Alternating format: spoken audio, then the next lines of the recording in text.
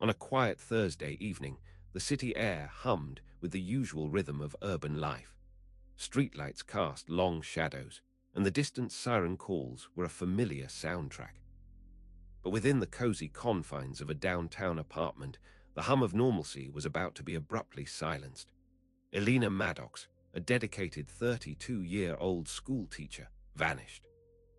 The scene that awaited investigators was one of unsettling stillness. Her apartment door was found locked from the inside, her keys resting neatly on the entryway table. A half-prepared dinner still simmered gently on the stove, filling the air with the aroma of herbs and garlic. The television flickered with a show Elena had likely been watching, a silent witness to her abrupt departure. There was no sign of forced entry, no struggle, no indication of what could have possibly transpired in the moments leading up to her disappearance. It was as if the apartment itself had swallowed her whole. Elena was a creature of habit, her life meticulously organized, her days filled with the hopeful energy of shaping young minds. Her friends and family would soon launch a frantic search, a desperate attempt to piece together the fragments of her suddenly fractured life. They would canvass her neighborhood, speak to colleagues, and retrace her steps, hoping for any glimmer of understanding in the overwhelming void she'd left behind. The initial days of the search yielded little. Police canvassed Elena's building, interviewed neighbors who offered little beyond polite expressions of shock. Her car remained parked in its designated spot, untouched. The routine questions yielded no immediate answers, only deepening the pervasive sense of unease that settled over her loved ones. It was a chilling void where there should have been explanations. Weeks turned into months, and the initial surge of hope began to wane, replaced by a gnawing anxiety and the heavy weight of unanswered questions. Elena Maddox became a name whispered in hushed tones, a face on missing person posters plastered across lampposts and bulletin boards. The community rallied, offering support and prayers, but the tangible reality of Elena's absence continued to cast a long, dark shadow. Then, a jarring discovery, 14 months after Elena had last been seen, would rip through the stagnant grief and reawaken the investigation. A routine walk in a familiar city park, Thompson Park, by a local dog walker would uncover something deeply disturbing. Partially buried beneath the fallen leaves and damp earth, a flash of familiar fabric caught the dog walker's eye. It was Elena's purse. The immediate implications of this discovery sent a shockwave through the police department and Elena's devastated family. A purse found buried in a park, so long after the disappearance, was not the sign of a person who had simply walked away. It suggested something far darker, something that hinted at foul play and a deliberate attempt to conceal evidence. The purse itself, a mundane object, now held the potential to unlock a Pandora's box of grim secrets. This unexpected find, so far removed from the sterile environment of her apartment, would turn the case on its head. It introduced a new, chilling dimension to Elena's vanishing, moving the focus from a potential voluntary departure to the horrifying possibility of abduction and worse. The quiet, ordinary Thursday evening had, it now seemed, ended in a nightmare far removed from the domestic comfort of a cooking dinner and a locked door. The questions surged anew, more urgent and terrifying than before. Why was her purse hidden in a park? Who buried it? And what did this discovery reveal about Elena's final moments? The purse, long buried and forgotten, had finally surfaced, demanding answers that her loved ones had desperately craved for over a year, but it brought with it the dread of the truth it might contain. The discovery of the purse in Thompson Park, a place Elena had no known reason to frequent under such circumstances, represented a significant, albeit grim, breakthrough. It was the first tangible clue, the first piece of physical evidence that pointed away from a simple missing person case and toward a criminal act. The carefully constructed normalcy of Elena's life had been shattered, and the unearthed purse was the first damning evidence. The implications were immense.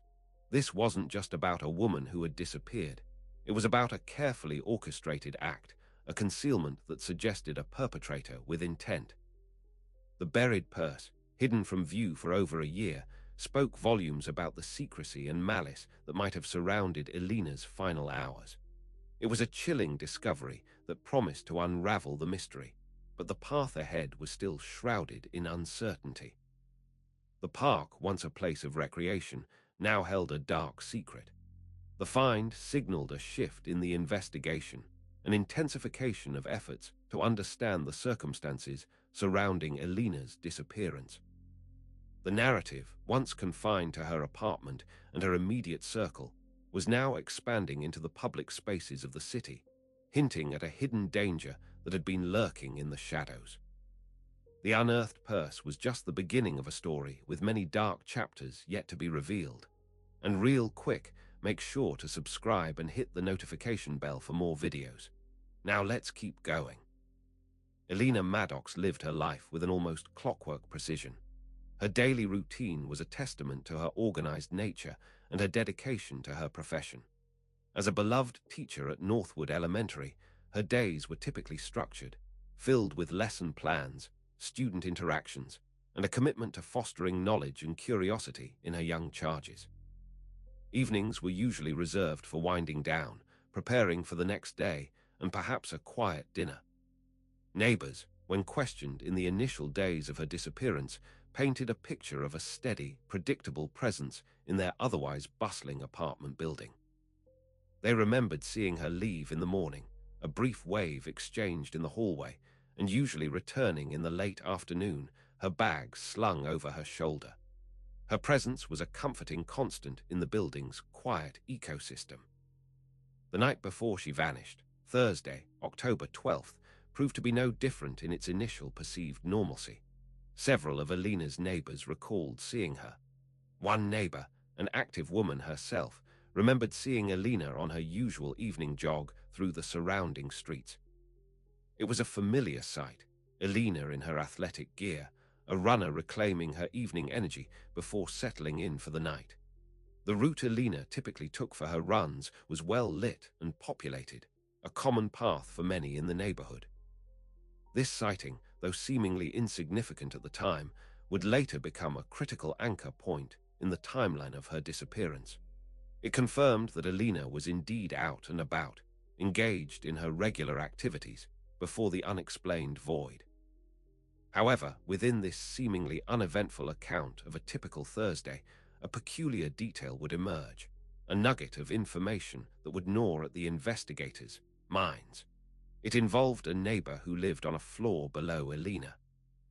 This individual, for reasons that would later be scrutinized, had heard something unusual that Thursday evening, a sound that had registered as out of the ordinary. The sound itself was vague, a muffled noise that couldn't be precisely identified. It wasn't the typical sounds of apartment living, loud music, arguments, or slamming doors.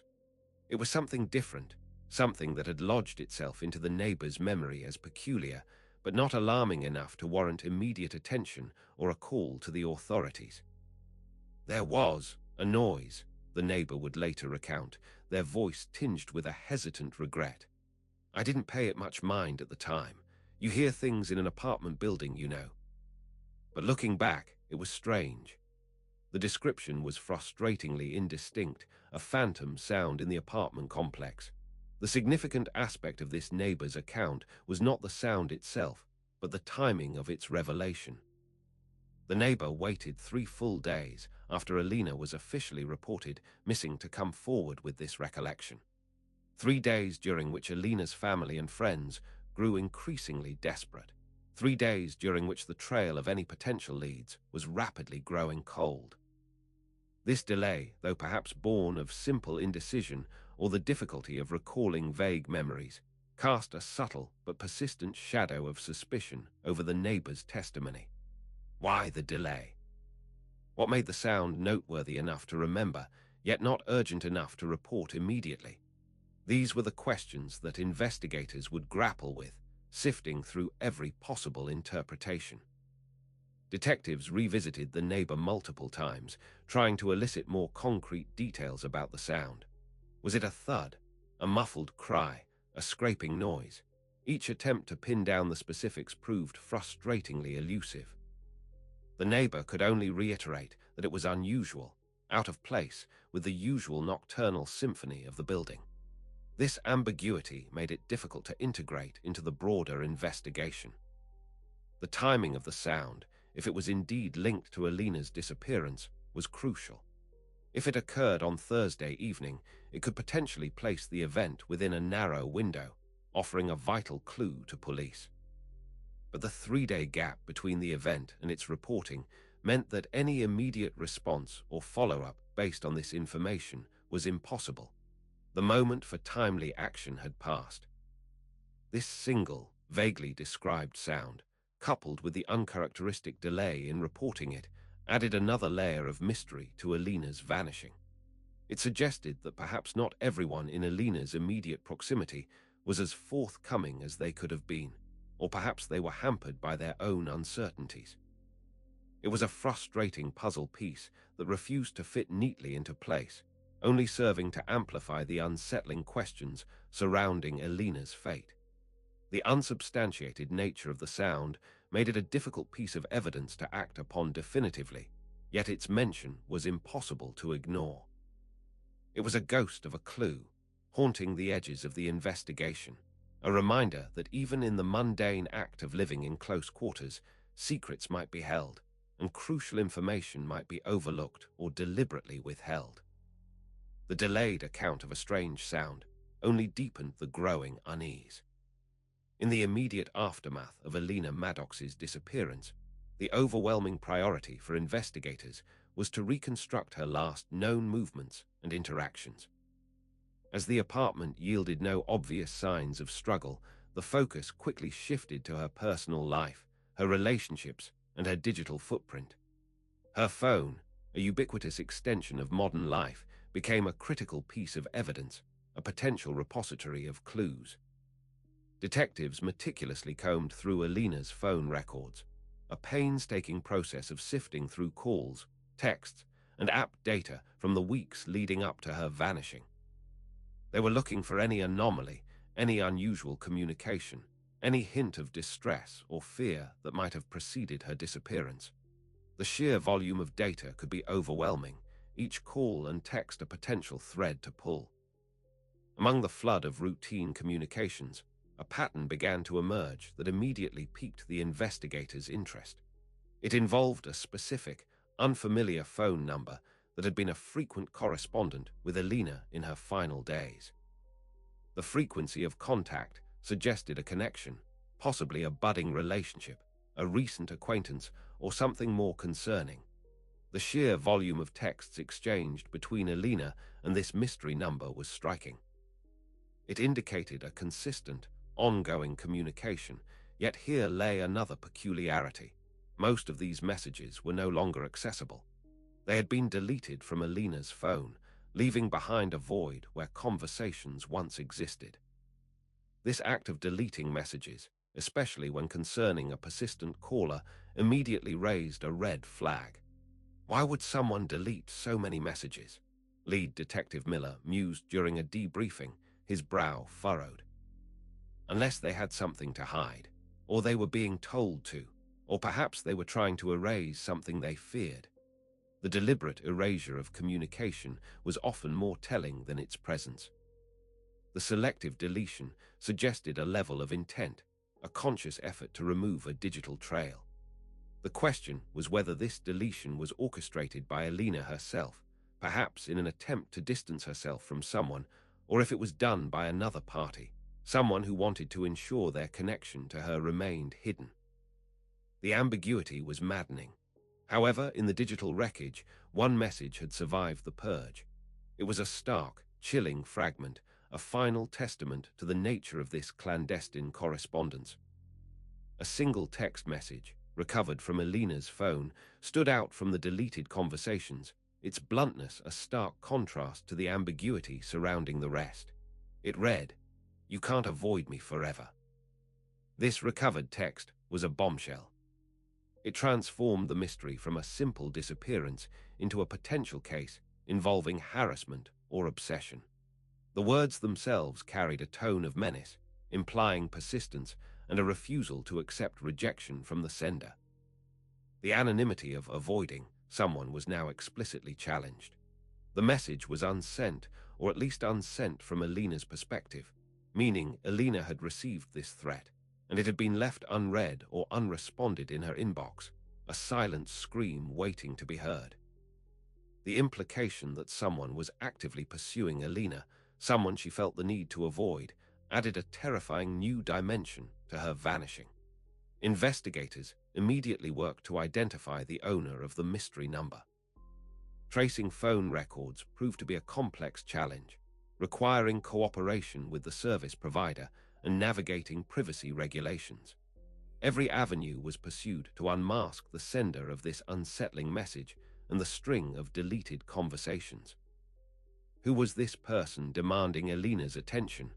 The recovered text, "You can't avoid me forever," became a central piece of the puzzle. It was the voice of a potential stalker, someone with a possessive or obsessive fixation on Alina. The message was not just a threat. It was a statement of intent, a chilling declaration that the sender would not relent. This detail dramatically escalated the urgency of the investigation. The detectives knew that the sender of this message was now their primary person of interest. They had to find this individual, understand their connection to Alina, and determine if they were directly responsible for her disappearance. The survival of that single, ominous text had provided the first concrete lead into the darkness that had engulfed Alina Maddox. The investigation now had a face, or rather a voice on a phone, to the underlying threat Alina might have been experiencing. The struggle to recover the deleted messages and identify the owner of the number became paramount. The chilling words hung in the air, a constant reminder of the malevolent presence that might have lurked just beyond Alina's everyday life. As the investigation into Alina Maddox's disappearance deepened, detectives began to systematically interview everyone who might have had even the slightest interaction with her in the days and weeks leading up to her vanishing. This included not only her close friends and family, but also her colleagues, acquaintances, and, crucially, her neighbors. The intent was to build a comprehensive picture of her life and identify any potential inconsistencies or anomalies. While many neighbors offered routine observations about Alina's predictable comings and goings, one young witness, the teenage daughter of a resident in the building, came forward with a recollection that sent a tremor through the investigation. Her memory, sharp and vivid, concerned a late-night observation that at the time had seemed innocuous, but now carried a disturbing weight. The teenager, usually immersed in her own world of school and social media, recalled being awake late one evening, perhaps due to studying or simply being a night owl. It was in these quiet, pre-dawn hours that she had noticed someone standing outside Alina's apartment door. The figure was indistinct, silhouetted against the dim hallway light, but their presence there at such an hour was memorable. "I saw someone outside her door," the teenager explained to detectives, her voice a little shaky at the memory, even now. "It was really late. I just assumed it was her boyfriend coming over, or maybe he was leaving. I didn't think anything of it then." Her initial assumption was based on the common sights and sounds she witnessed in her apartment building. The casual nature of her assumption was understandable. In an apartment building, it wasn't uncommon for residents to have visitors at various hours, and the presence of a male figure outside a female resident's apartment door could easily be attributed to a romantic partner. However, the crucial detail was Alina's relationship status at the time. Detectives had already established, through interviews with Alina's closest friends and family, that Alina was not currently in a committed relationship. She had been out of a long-term relationship for some time, and according to those closest to her, was not actively dating anyone or involved with anyone seriously. This piece of information immediately made the teenager's sighting highly significant. "You said you thought it was her boyfriend," a detective asked, leaning forward, her voice calm but intent. "Are you sure? Did you recognize him at all?" The questions were designed to probe the details, to see if the teenager's initial assumption held any firm ground or if she had indeed seen someone who was not a regular presence.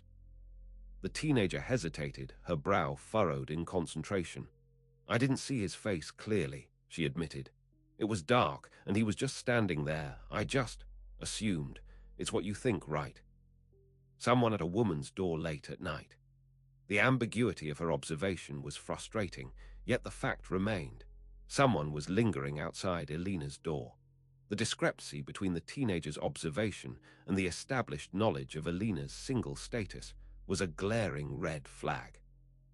It raised a multitude of questions. Was Elena seeing someone in secret? Was this man a stranger? Or was he someone Elena knew but did not want others to know about? The possibility of a clandestine relationship, or worse, a secret admirer or stalker, began to take root. The timing was also critical. If this sighting occurred around the same period she was exchanging texts with the mystery number on her phone, the connection became even more potent. The individual seen lurking outside her door could very well be the same person who sent the chilling message, "You can't avoid me forever." Detectives spent hours trying to get a more detailed description from the teenager, poring over building security footage, though the cameras in the interior hallways were notoriously unreliable and often covered blind spots. The hope was that perhaps another angle, another camera, might have captured a clearer view of the mysterious visitor. However, the building's security, like many older complexes, was found to be lacking. This sighting, while lacking a definitive identification, was deeply unsettling. It painted a picture of Elena potentially being targeted by someone who was either keeping their presence a secret or who was actively trying to intimidate her. The teenager's innocent assumption had inadvertently unlocked a door to a much more sinister narrative. The lurking figure outside Elena's door was a phantom presence, a haunting reminder that someone might have been watching her, waiting, for longer than anyone had realized. The uncertainty surrounding this individual's identity and motive cast a long shadow. Was he a jilted lover, an obsessed admirer, or someone with a more sinister agenda? The teenager's observation, though vague, confirmed a potential intrusion into Elena's private space, an intrusion that hinted at a dangerous obsession. The professional environment of Northwood Elementary School, usually a place of calm educational endeavor, became a site of intense scrutiny as investigators sought to understand Elena Maddox's interactions within her workplace. They interviewed her colleagues, her principal, and any staff who might have had regular contact with her.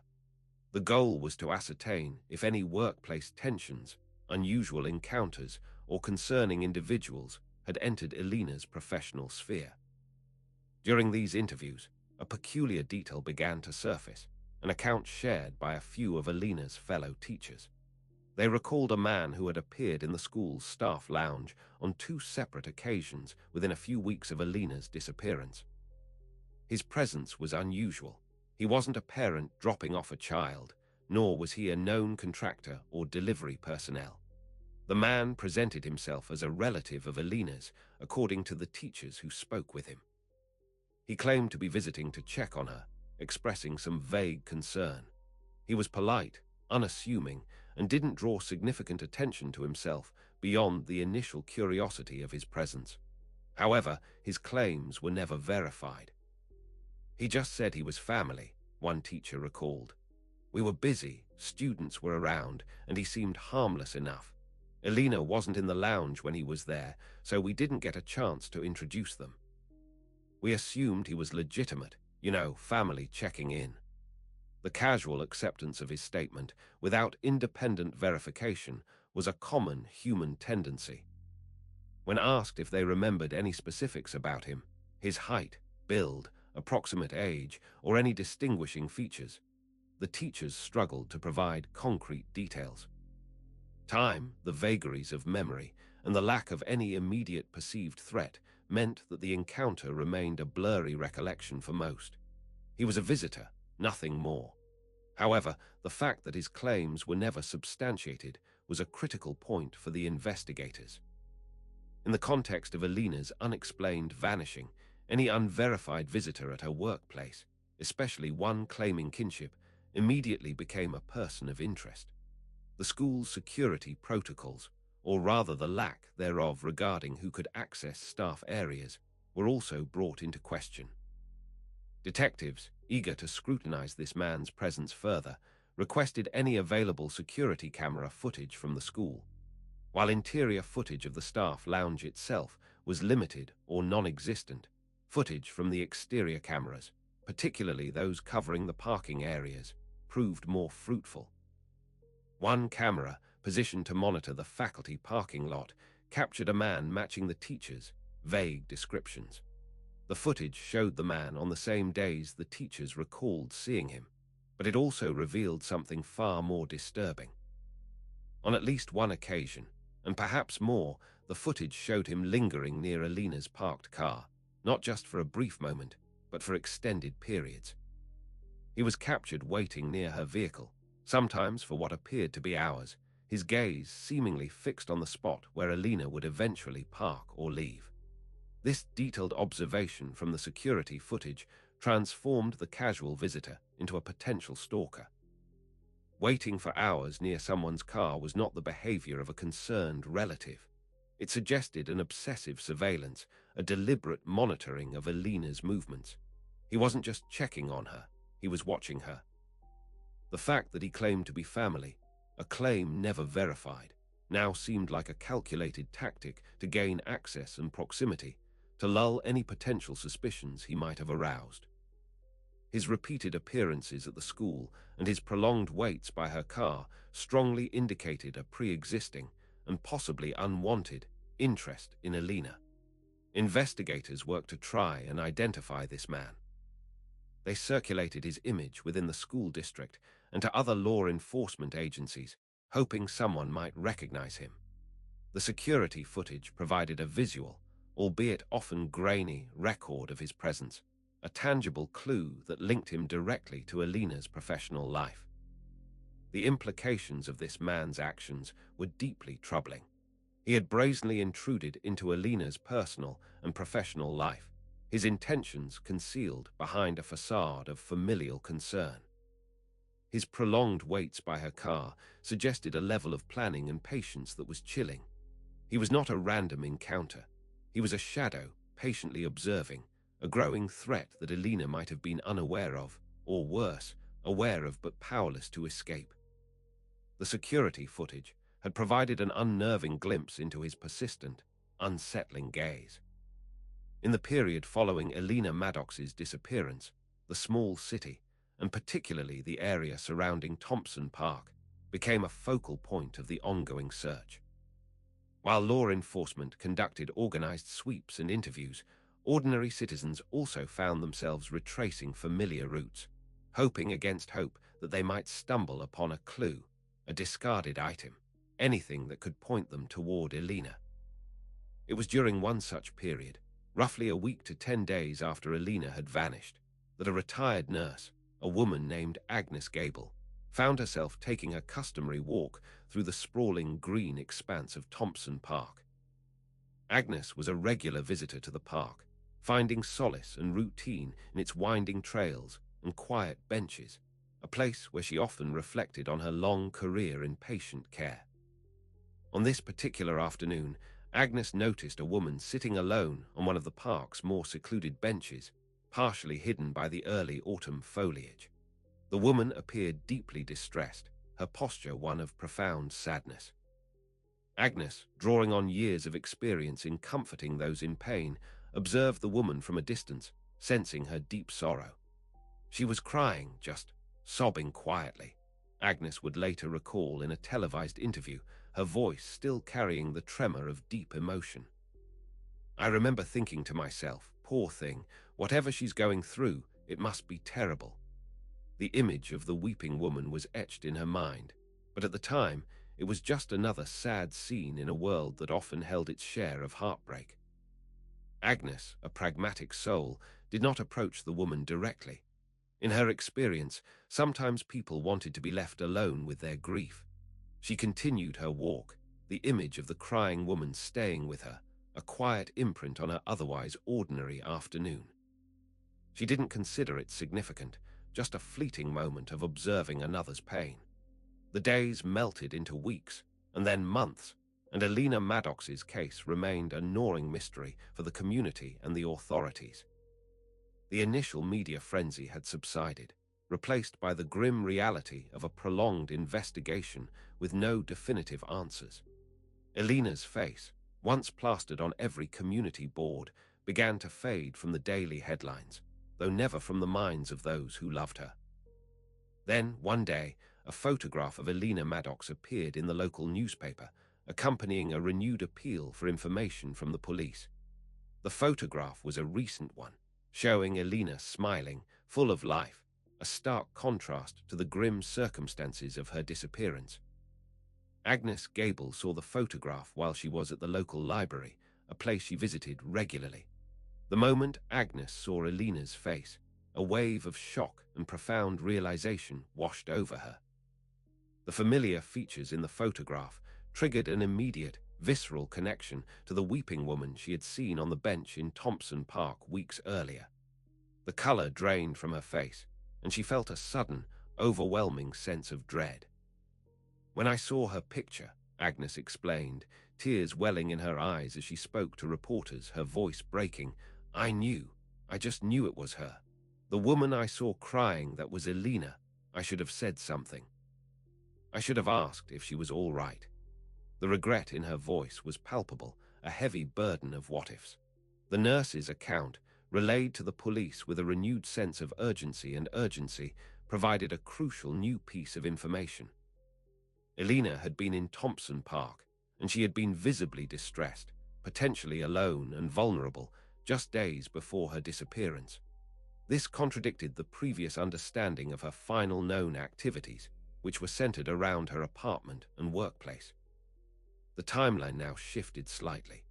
If Alina was in the park, upset, around the same time she was reportedly seen jogging or going about her routine, it suggested a significant emotional turmoil or a clandestine meeting that had gone terribly wrong. The park, once a place of recreation, now held a potential scene of distress for Alina. This delayed revelation from Agnes Gable was a painful reminder of how easily critical clues could be overlooked in the fog of everyday life. Her simple act of observation, once dismissed as a momentary pity for a stranger, now carried immense weight. The once unassuming bench in Thompson Park suddenly became a location of profound significance, a place where Alina might have sought refuge or been encountered by someone. For Agnes, the realization brought a deep sense of guilt and a heavy burden of responsibility. For the detectives, it was a vital, albeit melancholic, addition to the fragmented timeline of Alina's last known days. The weeping woman on the bench was no longer just a stranger. She was Alina, and her tears in the park might have been a silent plea for help, a plea that had gone unheard for far too long until Agnes Gable saw her photograph. The investigation into Alina Maddox's disappearance continued to be a painstaking puzzle, with each new piece of information demanding careful consideration and cross-referencing. While the discovery of Alina's purse offered a physical clue, and the neighbor's account hinted at a disturbance, the police were relentlessly pursuing electronic evidence to establish a more precise timeline of Alina's final hours.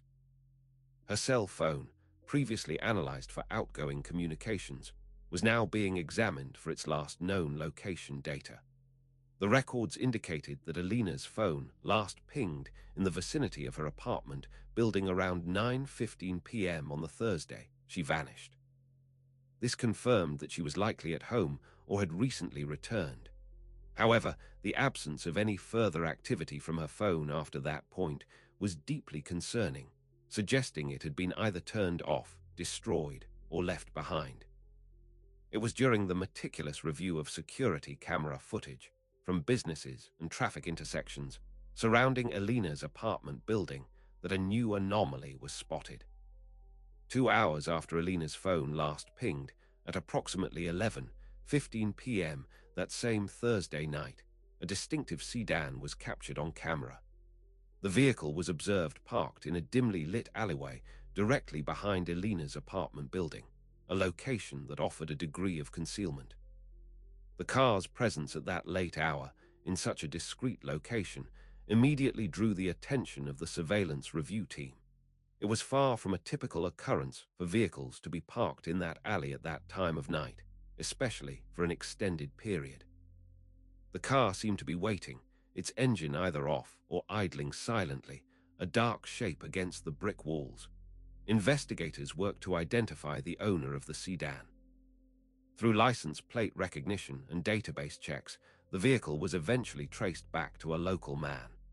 The owner was identified as a substitute teacher who had worked in the school district, though he did not teach at Elena's specific school, Northwood Elementary, nor at any school within her immediate district. This finding was initially perplexing. Why would a substitute teacher be parked behind Elena's apartment building so late at night, 2 hours after her phone had gone silent?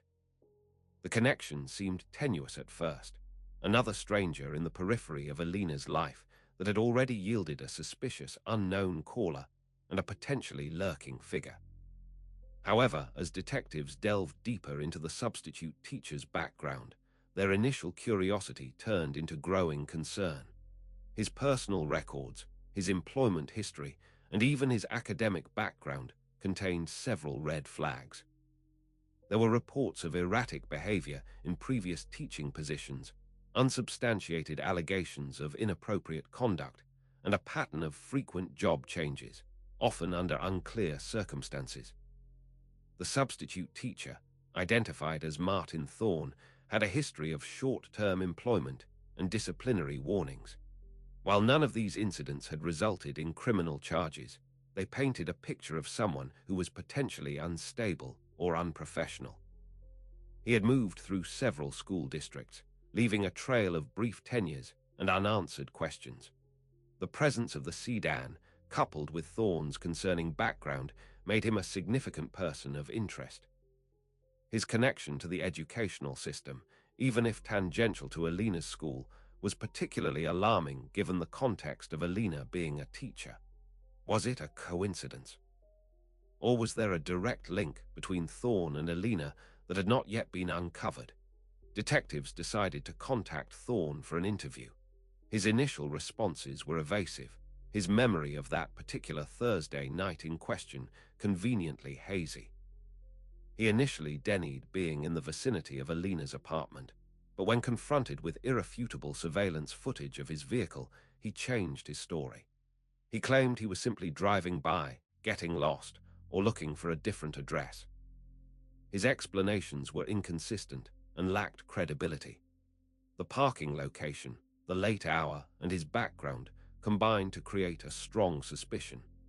The investigation now had a concrete lead with an individual whose history suggested a potential for problematic behavior and a suspicious presence near Elena's home on the night she vanished.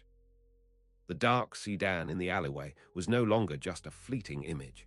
It was a tangible link to a suspect. The discovery of Martin Thorne and his suspicious nocturnal visit to the vicinity of Elena's apartment shifted the investigation's focus. The timeline was now further complicated by the potential involvement of an individual with a troubling past, placing him directly in the shadow of Elena's disappearance at a critical juncture. The mystery was deepening, and the search for Elena was taking a more ominous turn. The emotional toll of a missing loved one is immense, a constant ache that gnaws at the survivors.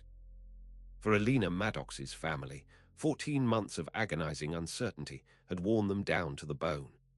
Each passing day without answers compounded their grief, fraying their nerves and testing the limits of their endurance. During one particularly draining police interview, Elena's sister, Sarah, reached her breaking point. Sarah had been cooperating fully with the investigation since Elena's disappearance, providing details about Elena's life, her habits, and her circle of friends. She had recounted every memory, every casual conversation, searching for any overlooked detail that might shed light on her sister's fate. But the pressure of the exhaustive questioning, the endless cycle of unanswered questions, and the deepening despair of Alina's continued absence finally cracked her composure.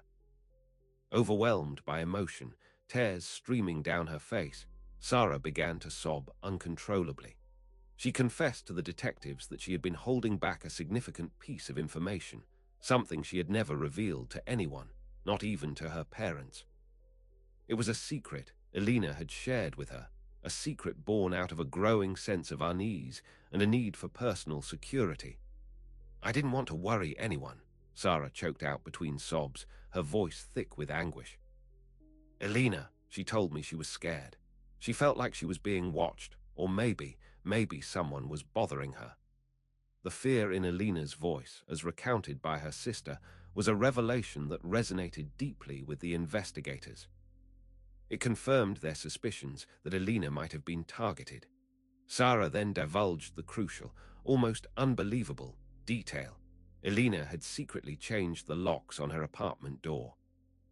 Alina, a woman who valued her independence and security, had taken extreme measures to protect herself. This action, taken quietly and without fanfare, spoke volumes about her increasing anxiety. "She said she changed the locks," Sarah continued, her voice quivering. "She said she couldn't stand the feeling of not being safe in her own home anymore. She was so scared." The sisters had shared a close bond, and Alina trusted Sarah enough to confide in her about this drastic step. The implications of this revelation were profound. Alina had taken active steps to secure her living space, indicating a genuine, palpable fear. But the conversation with her sister didn't end there. Alina had also mentioned something else, something that added another layer of complexity to the lock situation. She only had one extra key made," Sarah confessed, lowering her voice as if Alina were still present. "She gave it to me," she said, "just in case. She wanted to make sure that nobody else could get a copy, that only I would have access besides her." Alina had been meticulous, ensuring that this change in security meant increased exclusivity of access. This detail was critically important. It meant that if Alina's apartment had been entered without her consent, it was unlikely to have been done with a standard copy of the lock. It suggested that if someone had gained entry, it was either through force, a key she had given to someone she trusted implicitly, or a key that had been illicitly duplicated or acquired. The knowledge of who possessed the single spare key became paramount. The detectives now had confirmation that Alina felt threatened, and she had acted on that fear by altering her home's security. The fact that only one additional key existed, and it was in Sarah's possession, meant that any unauthorized entry would have been incredibly difficult to achieve without leaving obvious signs of forced access. Yet no such signs were found in Alina's apartment on the day she vanished. This information created a new set of puzzles for the investigators. If Alina changed her locks and kept a tight control on the spare key, how did someone gain entry if that's what happened? Or was her disappearance entirely unrelated to her apartment's security? And who was Alina so afraid of that she felt the need to take such drastic measures? The conversations with her sister had opened a new, dark path in discovering the truth. Amidst the exhaustive and often overwhelming process of investigating Alina Maddox's disappearance, a breakthrough of a deeply personal nature occurred. While searching her apartment for any overlooked clues, investigators discovered a hidden journal. It was tucked away, concealed within a bookshelf, a testament to Alina's desire for privacy and a place to record her innermost thoughts and feelings, perhaps even her growing fears. The journal was filled with Alina's distinctive handwriting, but it was not written in plain prose. Instead, it was filled with a dense shorthand, a personal code that Alina had developed for herself, presumably to protect the privacy of her thoughts. Deciphering these personal notes would require careful dedication and analysis, but the potential for unlocking Alina's state of mind and her experiences in the lead-up to her disappearance was invaluable. As forensic document examiners and codebreakers began the painstaking task of translating the shorthand, a recurring name, or perhaps a pseudonym, began to appear in the entries. Marigold, This enigmatic reference appeared frequently, interspersed with observations and reflections about Elena's life. Initially, Marigold could have been interpreted as a friend, a pet, or even a code word for a place. However, as more of the journal was deciphered, the context surrounding Marigold began to take on a darker, more ominous tone. The entries, previously cryptic, started to reveal a growing sense of unease, a palpable tension that seemed to emanate from Elena's written words. The playful or innocent connotation of a name like Marigold rapidly dissolved. Elena's handwriting, in some later entries, appeared more frantic, the shorthand more tightly pressed, betraying a sense of urgency and distress. The themes shifted from everyday occurrences to expressions of fear and apprehension. Marigold was no longer just a name. It was becoming synonymous with a looming threat. One particular entry, transcribed from the shorthand, sent a chill through the investigators. It read, "Marigold says I won't need my name anymore." This statement was deeply disturbing, suggesting a loss of identity, a complete erasure of self. It implied a possessiveness and dominance from Marigold that was terrifying. The implication of not needing her name anymore was open to chilling interpretation. Was Marigold suggesting that Elena would no longer be recognized, that she would cease to exist as an individual? Or was Marigold an individual who intended to somehow control or subsume Elena's identity? The journal entries painted a picture of Elena feeling increasingly threatened by this entity or person. The deciphered entries created a chilling narrative arc. They began with relatively neutral observations, but gradually descended into passages filled with dread and a sense of impending doom. Marigold was consistently associated with this negative progression, becoming the focal point of Elena's fear. The hope that the journal might offer concrete clues about Elena's whereabouts began to be overshadowed by the horrifying reality of her internal torment. The journal entries, once a private confession, were now public declarations of fear. They confirmed that Elena was experiencing significant psychological distress and likely felt directly threatened by Marigold. The question then became, who or what was Marigold? And had this entity been identified by law enforcement through other avenues? The detectives revisited other leads in light of this new information. Could Marigold be a person they had already encountered or investigated? Was it an alias? Or was it something more abstract, a manifestation of extreme psychological duress?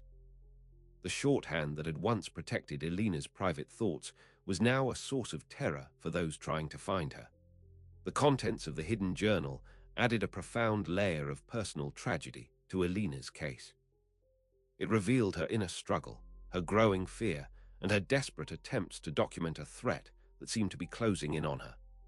The phrase, "Marigold says I won't need my name anymore," echoed with a finality that was deeply unsettling, fueling the investigators' urgency to uncover the truth before Elena's identity was irrevocably lost. As the investigation into Elena Maddox's disappearance continued, a new avenue of inquiry opened up, originating not from the painstaking work of law enforcement, but from a routine administrative process within the financial sector. Elena, like many individuals, maintained a safety deposit box at a local bank, a secure place to store valuable documents, heirlooms, and perhaps, as it turned out, sensitive information. The bank, following its standard procedures, noted that the safety deposit box rented under Elena Maddox's name had become dormant. After a prolonged period of inactivity, with no access or contact from the renter, the institution initiated its protocol for closing the account. This administrative decision, driven by policy rather than any specific suspicion, inadvertently led to a significant discovery. A bank representative contacted the police department, as per protocol when a dormant account holder is involved in an active missing person case. They informed the detectives that they were preparing to close Elena's safety deposit box due to its prolonged inactivity. While they were not authorized to access the contents unilaterally, They confirmed its existence and location. This prompted detectives to secure a warrant to access the contents of the box, hoping it might contain personal documents, financial records, or anything that could shed light on Alina's life or her disappearance. The possibility that Alina had deliberately stored something important for safekeeping, something that might have been a fallback or a message, was a strong motivation. When the detectives finally gained access to the safety deposit box, they found not just monetary assets or personal effects, but a carefully curated collection of items. Within the secure confines of the metal box lay a significant amount of cash, neatly bundled. Alongside the cash was a digital storage device, a USB flash drive containing what appeared to be encrypted files. Most crucially, however, the box contained a sealed envelope. The exterior of the envelope bore no specific markings, no return address, and no indication of its sender or intended recipient, other than the implicit understanding that it was placed there by Alina herself. The deliberate sealing suggested it was meant to be found under specific circumstances, or perhaps by a specific person. The atmosphere in the precinct office grew tense as the sealed envelope was carefully opened. The detectives were prepared for anything: a plea for help, a coded message, or perhaps even a final goodbye from Alina. But the contents of the envelope delivered a startling and unexpected revelation. Inside was not a confession from Alina, but a detailed written account that appeared to be a confession from someone else. The document was a confession, written by an unidentified individual, confessing to crimes and actions that seemed to connect to Alina's disappearance, though not directly naming her or detailing her fate. The language was guarded, yet it detailed specific activities and acknowledged wrongful deeds. It was a confession, but it was veiled, as if the author intended to admit guilt without fully implicating themselves or revealing the full extent of what had occurred. This discovery was both a breakthrough and a new enigma.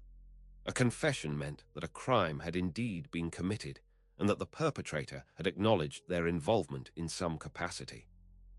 However, the fact that it was left in Alina's safety deposit box and not directly implicating her raised a host of new questions. Who wrote this confession?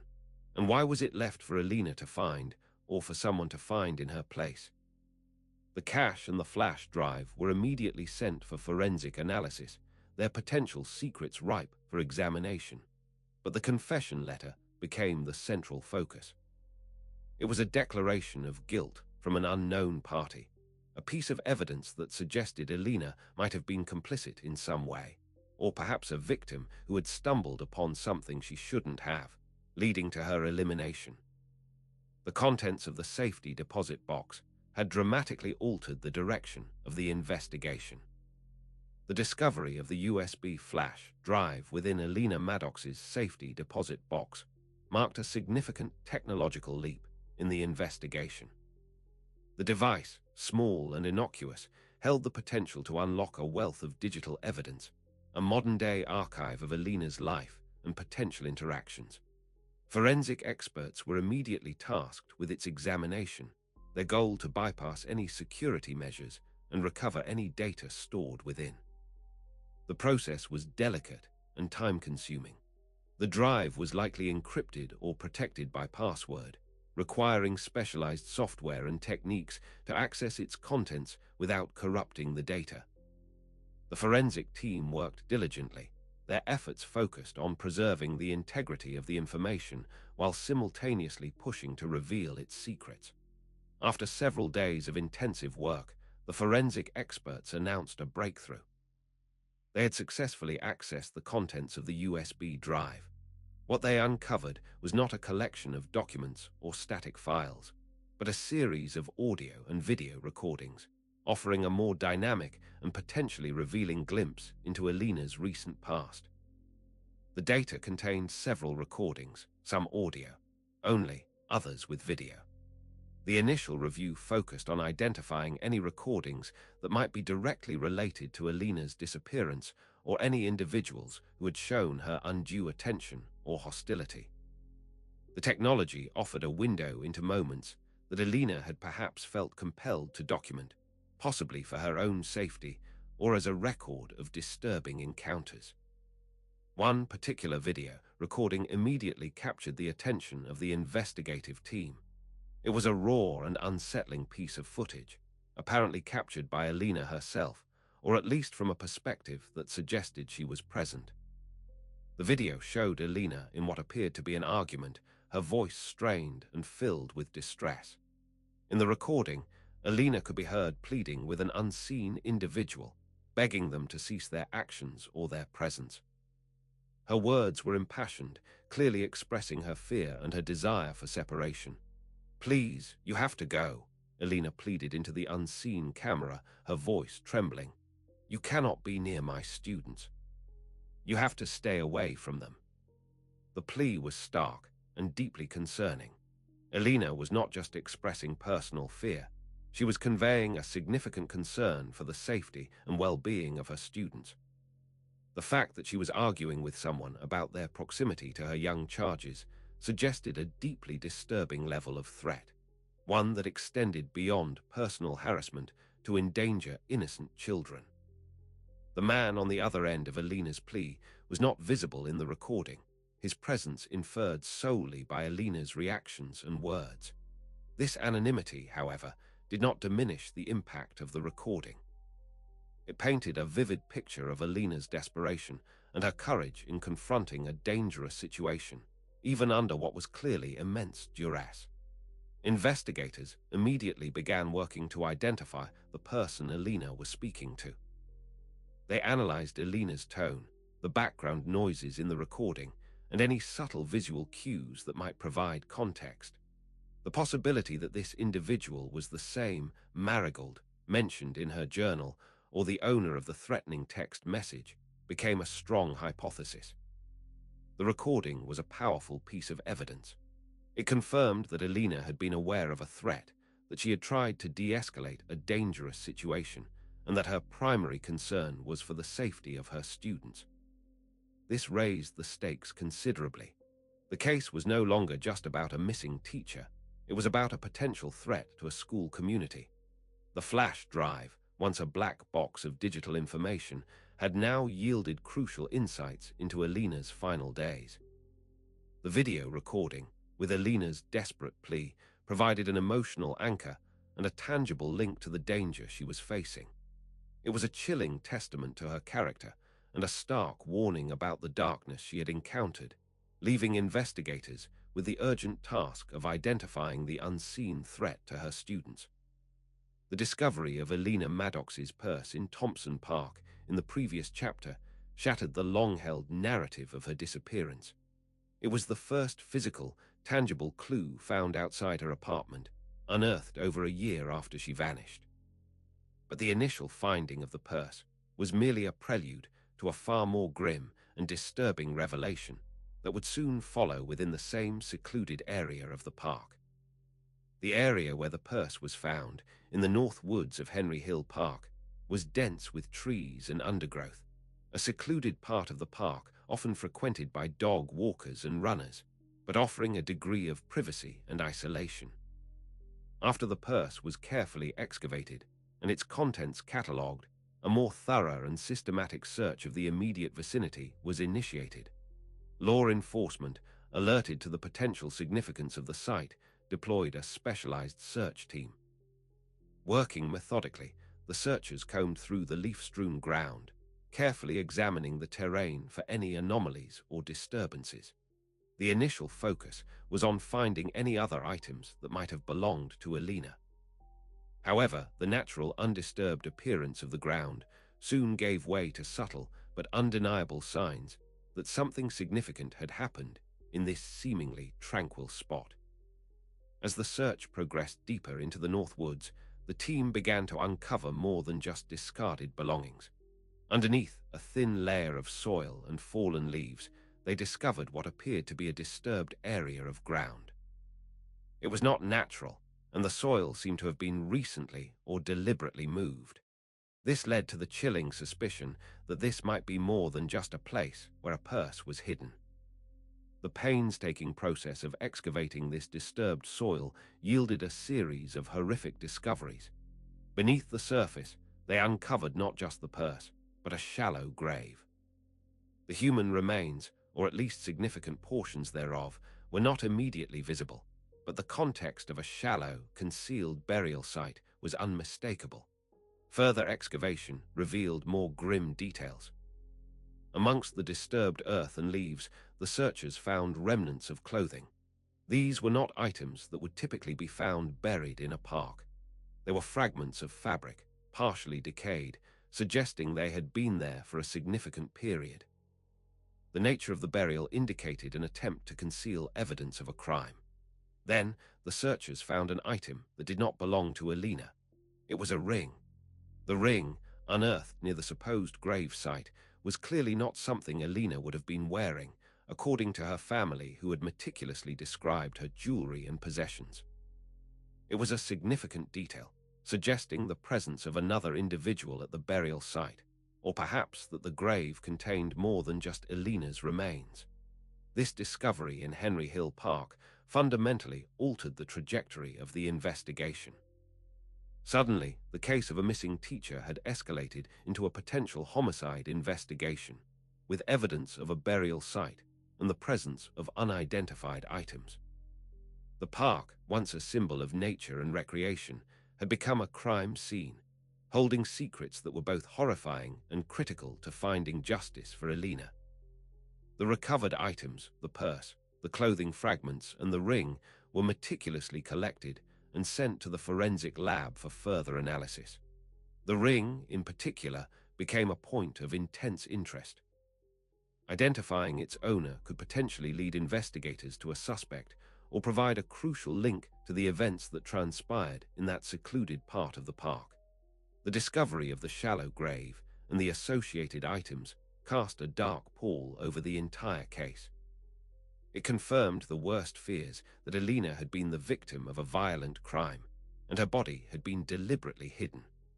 The once unresolved disappearance was now a murder investigation, with the North Woods of Henry Hill Park holding its grim, undeniable secrets. The question of whose ring was found, alongside Alina's belongings, was now a paramount concern. As the grim discoveries in Henry Hill Park were meticulously processed, the investigation intensified, shifting its focus towards identifying potential suspects. The unearthed evidence, particularly the ring found near the shallow grave site, along with the previous threads of information, the threatening texts, the lurking figure near Alina's car, the mysterious substitute teacher, and the cryptic journal entries, began to coalesce into a clearer, albeit still challenging, picture. Law enforcement agencies employ sophisticated tools and techniques to identify potential perpetrators in complex cases. One such method involves the creation of composite sketches based on witness descriptions and the cross-referencing of these sketches with databases of known individuals and suspects. Simultaneously, they began to cross-match profiles of missing persons with individuals who had raised suspicion or whose backgrounds contained concerning elements. The investigative team meticulously reviewed the limited descriptions provided by witnesses. The teenager who saw someone outside Alina's door, the teachers who recalled the man in the lounge, and the general descriptions of the substitute teacher all contributed to building a fragmented image. This collective data, analyzed by law enforcement artists, was used to generate a composite sketch. As this sketch began to take shape, investigators simultaneously revisited the background checks on individuals who had previously come onto their radar. The substitute teacher, Martin Thorne, with his history of erratic behavior and his suspicious presence near Alina's apartment, remained a primary person of interest. His name was flagged for further, more in-depth scrutiny. When the generated composite sketch was compared with the existing information and photographs of Martin Thorne, a startling similarity emerged. The sketch, pieced together from various descriptions, bore a striking resemblance to Thorne. The facial structure, the general build, and even certain subtle features appeared to align. This was a significant development, suggesting that Thorne might be the individual involved across multiple suspicious sightings. However, the puzzle pieces still refused to fit perfectly. Thorne had been working under an alias for the past 3 years. This deliberate act of using a false identity was a major red flag, indicating a clear intent to conceal his true identity and potentially evade detection for past or ongoing activities. The alias added another layer of complexity to the investigation, making it harder to track his movements and history. By cross-matching the alias Thorne was using with his known activities and any associated documentation, investigators were able to connect the dots. They confirmed that the man known as Martin Thorne, the owner of the sedan seen behind Elena's apartment, was also the individual who had appeared at Elena's school, claiming to be a relative.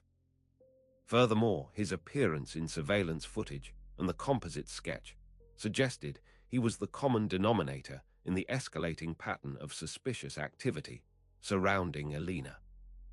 The use of an alias for 3 years suggested a long-term effort to disappear or remain hidden. This, combined with his proximity to Elena and the evidence of a burial site, painted a picture of a calculated and dangerous individual. The investigators now had a name, or at least a primary alias, and a face that matched multiple critical pieces of evidence. The ring found at the burial site was also being analyzed. Forensic examination of the jewelry could potentially reveal DNA or fingerprints. If it belonged to Thorne, it would be irrefutable evidence linking him directly to the scene of Elena's suspected murder. The pressure mounted to locate Thorne and question him exhaustively. The cross-matching of the composite sketch, the existing evidence, and Thorne's alias provided the most concrete lead to date. It indicated that the individual responsible for the threatening communications, the suspicious surveillance, and potentially the burial of Elena was likely this man operating under a false identity. His capture was now the top priority, as he held the key to uncovering the full truth of Elena's fate. The discovery of Martin Thorne as a prime suspect, armed with a history of red flags and a confirmed alias, ignited a sense of urgency within the investigation. The focus shifted to gathering irrefutable evidence that could link him directly to Elena Maddox's disappearance and presumed murder. Law enforcement obtained a warrant to conduct a thorough forensic sweep of Thorne's last known residence, a small, unassuming house on the outskirts of the city.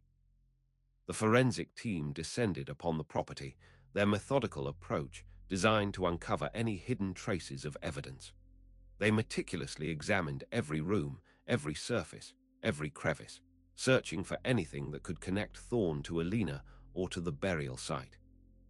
The atmosphere was one of quiet intensity, each technician focused on their specific task, aware of the gravity of what they were seeking.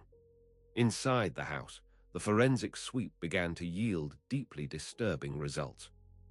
In one of the bedrooms, while examining the flooring, investigators discovered subtle but significant blood traces. These traces were not immediately obvious, but were detected through specialized chemical tests. The blood was carefully collected and sent to the lab for DNA analysis, with the hope that it would match Elena's DNA profile. Beyond the blood evidence, the sweep uncovered a disturbing collection of personal items. Scattered throughout different areas of the house were various personal belongings, jewelry, small trinkets, and other mementos that appeared to be linked to multiple women. This collection suggested a pattern of behavior, hinting that Elena might not have been the only victim of Thorne's obsession or actions. The presence of these items, belonging to different individuals, amplified the concerns about Thorne's potential predatory nature. Each trinket represented a potential victim, a life that might have been impacted by his actions. The sweep was not just about finding evidence of Elena's murder, but about uncovering the full extent of Thorne's alleged crimes. Then, in a hidden compartment, tucked away behind a false panel in a closet, the forensic team made a discovery that sent a wave of cold dread through the investigators. There, carefully concealed, was a scarf, The scarf was recognizable, its distinctive pattern and material matching descriptions of a scarf belonging to Alina Maddox. It was a deeply personal item, likely one she would have worn regularly. The discovery of Alina's scarf, hidden away as if it were a trophy or a significant memento, was a crucial piece of evidence. It placed her directly within Thorne's residence, connecting him unequivocally to her. Combined with the blood traces and belongings of other women, the evidence was mounting, painting a grim picture of Thorne's alleged involvement. With this substantial accumulation of forensic evidence, the blood traces, the personal items belonging to multiple women, and Alina's scarf concealed in a hidden compartment, the detectives felt they finally had enough to secure an arrest warrant for Martin Thorne. The evidence strongly suggested he was responsible for Alina's disappearance and likely her murder. The arrest warrant was issued, and law enforcement agencies were mobilized, tasked with locating and apprehending Thorne.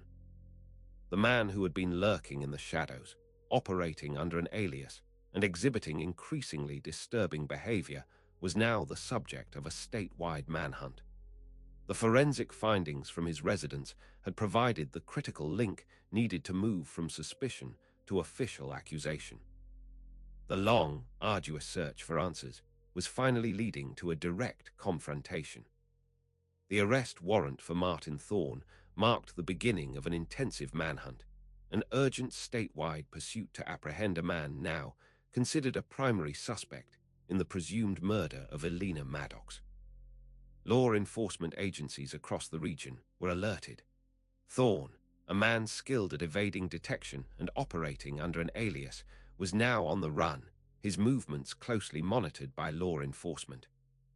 The search spanned numerous counties and involved a coordinated effort between local police departments and state investigators. They deployed resources, reviewed traffic camera footage, and followed up on any potential sightings. The fear was that Thorne might attempt to flee the state or disappear entirely, taking the truth of Alina's fate with him.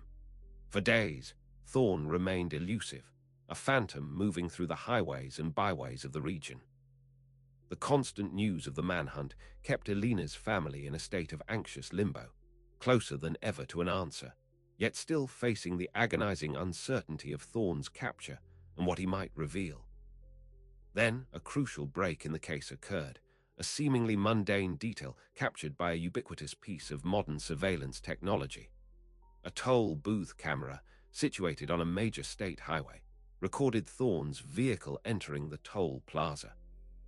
The footage showed a vehicle matching the description of the one Thorne had been using, a stolen delivery truck that had been reported missing just hours before. Crucially, the toll booth camera captured images of the driver. The footage clearly showed Martin Thorne behind the wheel, alone. He was seen driving south on the highway, heading away from the city where Alina disappeared and any known locations associated with his investigation. The camera recorded his passage, a definitive moment placing him in transit, but with no passengers visible. This piece of evidence seemed to confirm that Thorne was attempting to flee, but the presence of another unknown individual on the road was also a possibility. The investigators were eager to follow the trail of the stolen truck. The direction of travel suggested he was heading further away, potentially out of state. The highway patrol was alerted, and a description of the stolen delivery truck was broadcast. Later that same day, the truck was located abandoned on the side of a rural road, hundreds of miles away from Thorne's last known residence and the scene of the suspected crime. The truck was stopped, but Thorne was nowhere to be found. A thorough forensic examination of the abandoned truck was immediately initiated. Investigators were hoping to find evidence of Thorne's recent presence, perhaps personal items or further clues. However, the most significant discovery within the truck was not what Thorne left behind, but what he had potentially brought with him. The forensic team meticulously processed the interior of the stolen vehicle. They found two distinct sets of fingerprints within the cab of the truck. One set of prints belonged to Martin Thorne, which was expected. However, the second set of fingerprints did not belong to Thorne. This raised a profound and deeply unsettling question. Who was with Thorne in that truck, and where were they now? The presence of a second, unidentified individual's fingerprints in the stolen truck, which Thorne had apparently driven alone through the toll booth, suggested a complex and disturbing scenario. Had Thorne picked someone up after the toll plaza, or was the print from someone who had been in the truck prior to Thorne using it? The discovery that Thorne was not alone, or had recently been with someone else, added another layer of mystery and urgency to the manhunt. The journey of the stolen truck had become a critical piece of the puzzle, and the mystery of the second set of fingerprints loomed large. The statewide manhunt for Martin Thorne, intensified by the discovery of foreign fingerprints in the stolen delivery truck, finally drew to a close. Law enforcement, acting on a tip from an anonymous caller who had spotted Thorne attempting to blend in at a remote truck stop hundreds of miles from where the truck was abandoned, moved swiftly. Thorne was apprehended without incident, found attempting to secure passage on another vehicle, his fugitive days over. The arrest brought a measure of relief to Alina Maddox's family, but the real work began in the interrogation room.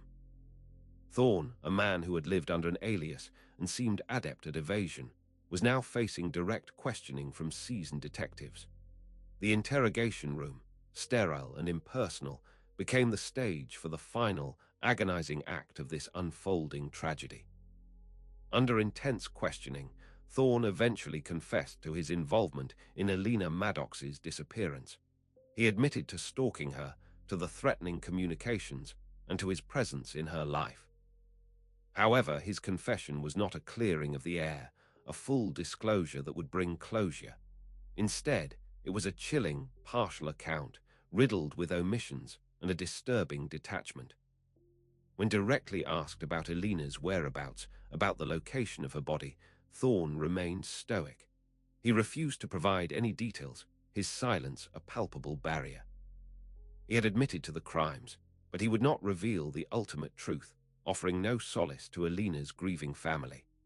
Then, as the interrogation began to wind down, Thorne uttered words that stunned the detectives, words that resonated with a chilling, almost supernatural certainty and left them grappling with a profound unease.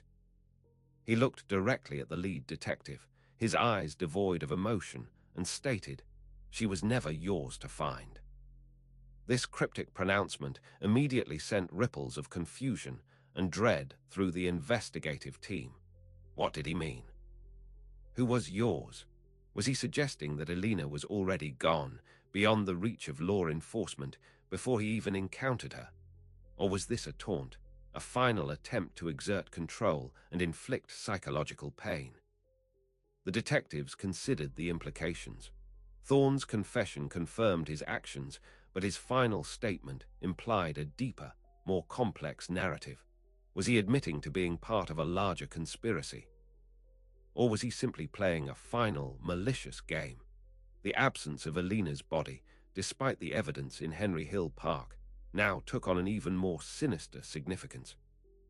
Thorne's confession, while confirming his guilt, brought no peace, and his final words created a new, unsettling mystery. The case of Alina Maddox, marked by a decade of questions, had reached a point of grim confirmation, but not of the closure that her family so desperately craved. Thorne had been caught, but the ultimate fate of Alina and the full extent of what transpired remained shrouded in a darkness that his chilling words seemed to deepen, leaving investigators and the public alike to wonder what secrets he still held. The capture of Martin Thorne brought an end to his reign of terror, but the mystery of Alina Maddox's ultimate fate remained incomplete. Thorne's confession, though damning, offered no definitive answers regarding Alina's resting place, leaving her family in an agonizing state of unresolved grief. His final, cryptic words, "She was never yours to find," echoed in the minds of investigators, a maddening testament to the secrets he carried. The evidence gathered, from the threatening texts and the hidden journal to the forensic findings at Thorne's residence and the disturbing discoveries in Henry Hill Park, painted a clear picture of Thorne's predatory behavior and his direct involvement in Alina's disappearance. He was undeniably a perpetrator, a man who had inflicted unimaginable pain. Yet, the lack of Alina's body, coupled with Thorne's bewildering statement, left a void that no amount of evidence could entirely fill. Investigations into potential accomplices or other individuals involved in Alina's life, particularly those referenced in Thorne's vague confession or the journal entries, continued. However, without Thorne's full cooperation, many of these avenues remained speculative. The legal proceedings against Thorne would proceed based on the substantial evidence of his stalking and likely homicide, but the finality of a verdict was still a long way off. Alina's family, while finding a measure of justice in Thorne's apprehension, were left to navigate the profound emptiness his actions had created. The search for Alina, both physically and emotionally, had been an ordeal that had stretched for years, impacting every facet of their lives. The lingering questions, the unanswered whys and hows, became scar tissue, a constant reminder of the incompleteness of their healing. The story of Alina Maddox became a somber chapter in the city's history, a stark reminder of the hidden dangers that could lurk beneath a veneer of normalcy. It highlighted the importance of vigilance, the courage it takes to report suspicious activity, and the enduring resilience of the human spirit in the face of unspeakable loss. The ongoing efforts to locate Alina's remains would continue, a beacon of hope for her family. Law enforcement, utilizing the information gathered and relying on Thorne's confession, would maintain active searches in areas he had hinted at or frequented. Every lead, no matter how small, would be pursued in the hope of offering Alina the dignity of a proper burial and providing her loved ones with the finality they so desperately deserved. The impact of Alina's story resonated beyond her immediate circle, serving as a cautionary tale for women and communities alike. It underscored the potential for obsession to breed violence and the critical importance of believing victims and addressing threats without delay. The fight for justice for Alina Maddox was a protracted and emotionally taxing journey, one that continued to unfold even with the perpetrator in custody. The search for peace and for Alina was far from over. Make sure to subscribe and hit that notification bell so you never miss a new story from us. We'll see you in the next one.